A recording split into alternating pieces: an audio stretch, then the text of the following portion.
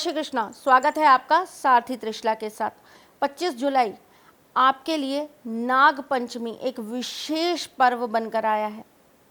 वैसे तो इस बार सावन में सारे ही पर्व बहुत विशेष आए थे। शनि के दिन प्रदोष पड़ गया, मंगलवार के दिन सोमवती अमावस पड़ गई और बुधवार के दिन हरियाली तीज।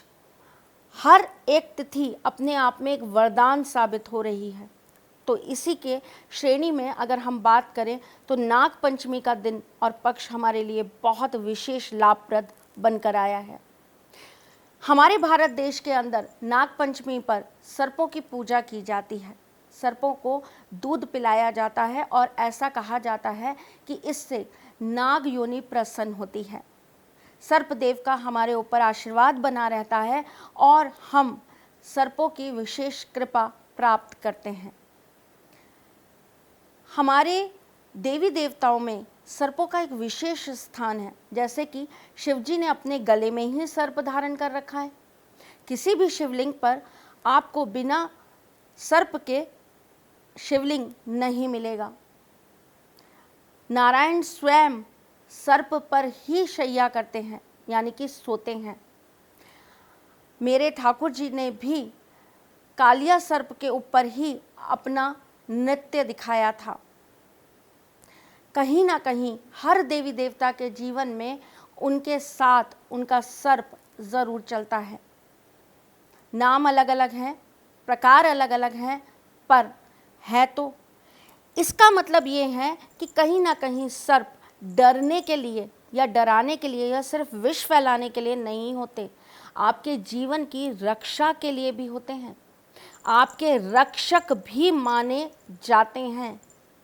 अगर इन्हें सही तरीके से हम प्रसन्न कर लें तो इनका आशीर्वाद हमारे जीवन की बड़ी से बड़ी समस्याओं को दूर कर देता है और इनके आशीर्वाद से हमारा परिवार, हमारा कुल, हमारा वंश फलता और फूलता है।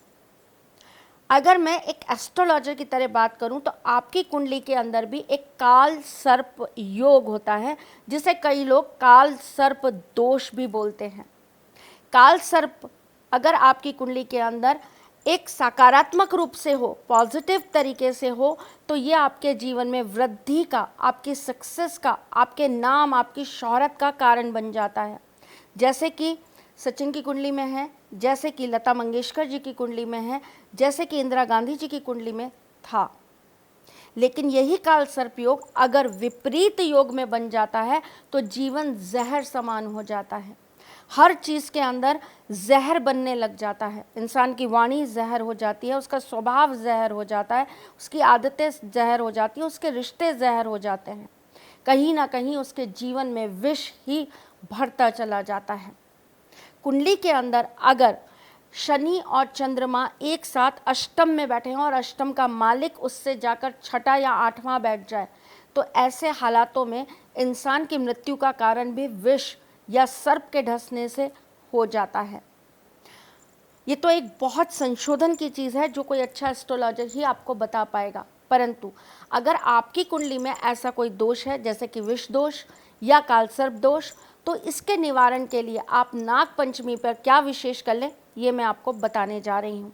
अगर आपके बच्चे के जीवन में कालसर्प दोष के कारण विद्या प्राप्ति नहीं हो पा रही है तो क्या वास्तु टिप आपके लिए काम करेगा, वो भी बताती हूँ। और अगर आपके घर में बार बार किसी भी प्रकार से रोग नहीं जाते हैं तो टिप ऑफ द डे में आज वो बताऊंगी कि कैसे आप उनसे छुटकारा पा सकते हैं। तो चलिए आरंभ करते हैं नाग पंचमी से।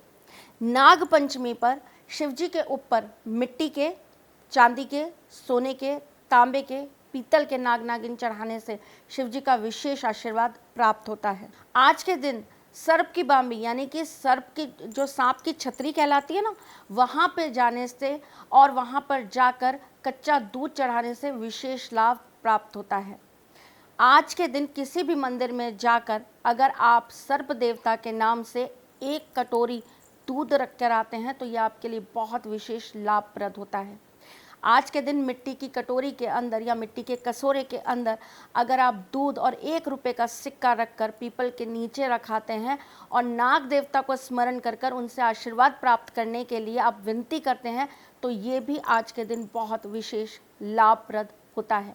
अगर आपके घर के आसपास कहीं चंदन के पौधे लगे हैं या चंदन का पेड़ है तो आज के दिन आपको वहाँ पर जाकर भी एक कटोरी के अंदर, मिट्टी की कटोरी होनी चाहिए, मिट्टी की कटोरी के अंदर आपको कच्चा दूध ज़रूर रख कर आना चाहिए। शिव जी के ऊपर भी कच्चे दूध के अंदर थोड़ा चंदन मिलाकर अगर आज आप चढ़ाते हैं तो आपको विशेष फल और विशेष लाभ प्राप्त होते हैं। घर में सौभाग्य बढ़ता है, सुख समृद्धि बढ़ती है, घर के अंदर शांति आती है, घर से नकारात्मक चीज़ें घर से निकल जाती हैं। नाग पंचमी पे सुबह प्रातः जल्दी उठकर अगर आप अपने घर के मुख्य द्वार पर कच्चे दूध से छिड़काव करते हैं तो ऐसा कहते हैं कि आपके घर की तरफ कभी भी किसी भी सर्प का मुख नहीं आता और आपके घर में उनकी वजह से कोई भी अकाल मृत्यु का कारण नहीं बनता। अगर आप बहुत ज़्यादा अपने जीवन के अंदर परेशान रहते हैं तो आज के दिन आपको शिवलिंग के ऊपर एक तांबे का सर्प ज़रूर चढ़वा के आना चाहिए। अगर आप चढ़ा सकते हैं, बड़ा सर्प चढ़ा सकते हैं तो शिवलिंग के ऊपर उनके ही साइज़ का एक सर्प चढ़ा कर आइए। इससे आपके जीवन में आ रही छोटी छोटी समस्याओं से आपको निजात ज़रूर मिल जाएगी। नाग पंचमी अपने आप में शिवजी को प्रसन्न करने का एक बहुत बड़ा दिन है, इसलिए आज के दिन एक विशेष उपाय ज़रूर कर लीजिए। आटे के शिवलिंग बनाइए और आटे के शिवलिंग के ऊपर एक तांबे का या फिर मिट्टी का ही बनाकर आप एक सर्प चढ़ा दीजिए और उसके ऊपर 11 बार ओम नमः शिवाय बोलकर आप दूध के अंदर थोड़ी हल्दी डालकर शिवलिंग पर चढ़ा दीजिए। ऐसा करने से आपके जन्म जन्मांतर के पाप भी खत्म होते हैं और साथ में आपके घर पर, आपके वंश पर शिवजी का विशेष आशीर्वाद प्राप्त होता है। अगर जीवन में समस्याएं ख़त्म नहीं हो रही हैं और जीवन में बहुत सारी चीज़ें जहर बन गई हैं, जैसे कि आपकी सोच, आपकी वाणी, आपका परिवार, आपके रिश्ते, आपका अपना खुद का भाग्य कहीं ना कहीं विष की तरह आपके साथ चल रहा है, कुछ भी कर लीजिए सब खराब हो जाता है और जहर बन जाता है, तो आपको क्या करना चाहिए?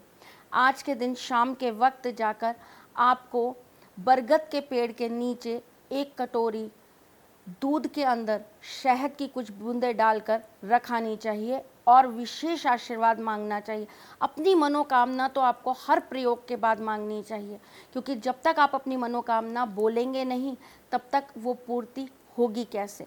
तो ज़रूर बोलकर आइए ताकि आपकी चीज़ों को आपको ईश्वर प्रसाद स्वरूप वापस दे दे। चलिए चलते चलते बता देती हूँ आपको आज का टिप ऑफ द डे और आज की vastu tip.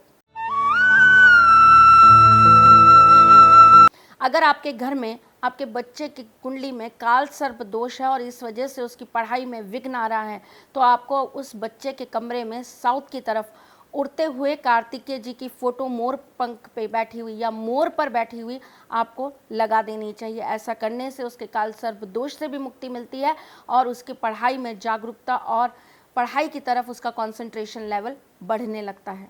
Tip of the day, Nag Panchami के दिन मीठी खीर ज़रूर खाइए और साथ में उसका भोग, उसका प्रसाद ज़रूर से शिव मंदिर में लगाइए और उसके बाद उसको प्रसाद स्वरूप अपने पूरे परिवार को खिलाना बहुत लाभप्रद होता है। आज के दिन मीठी खीर खाने से आपके सारे बिगड़े काम बनने लगते हैं, मन को शांति मिलती है और कहीं ना कहीं जीवन में सुख और समृद्धि आने लगती है। चलिए चलती हूँ, फिर आऊँगी कुछ नया, कुछ अलग, कुछ अद्भुत लेकर। तब तक के लिए मुस्कुराते रहिएगा, रिश्तों में मजबूती बना के रखिएगा, अपने साथी के साथ यूँ ही जुड़े रहिएगा, प्यार देते रहिएगा, प्यार लेते रहिएगा। अच्छा लगे तो अपने इस चैनल को लाइक, सब्सक्राइब और शेयर करना बिल्कुल भी मत भूलिएगा। मेरे फेसबुक और इंस्टाग्राम पेज पे मैं बहुत सारे अच्छे आपको उपाय देती रहती हूँ, वास्तु टिप्स भी आपके साथ शेयर करती हूँ। आपको अच्छा लगे तो आप मेरे फेसबुक और मेरे इंस्टाग्राम पेज को ज़रूर ज्वाइन कर लीजिएगा। फिर आऊँगी, तब तक के लिए ख्याल रखिएगा अपना और उनका जिनसे आप बहुत प्यार करते हैं। फिर मिलेंगे, तब तक के लिए जय श्री कृष्ण। सारथी मां त्रिशला ज्योतिष के क्षेत्र में विश्वविख्यात नाम है। ज्योतिष शास्त्र में पीएचडी मां त्रिशला पिछले 22 वर्षों से ज्योतिष की सभी परंपरागत विधाओं के साथ साथ अनेक दुर्लभ गुण विधाओं जैसे परछाई एवं नव्स के अध्ययन से अपनी सटीक भविष्यवाणी और पूर्वानुमान के लिए विख्यात हैं। अपने उपायों द्वारा लाखों लोगों का जीवन संवार चुकी मां त्रिशला लगातार 2016 से ज्योतिष विभूषण अवार्ड प्राप्त कर रही हैं। साल 2018 में उन्हें उत्तराखंड के मुख्यमंत्री त्रिवेंद्र सिंह रावत ने ज्योतिष विभूषण अवार्ड से सम्मानित किया था और साल 2016 में उन्हें राजस्थान में बेस्ट एस्ट्रोलॉजर के अवार्ड से नवाजा जा चुका है।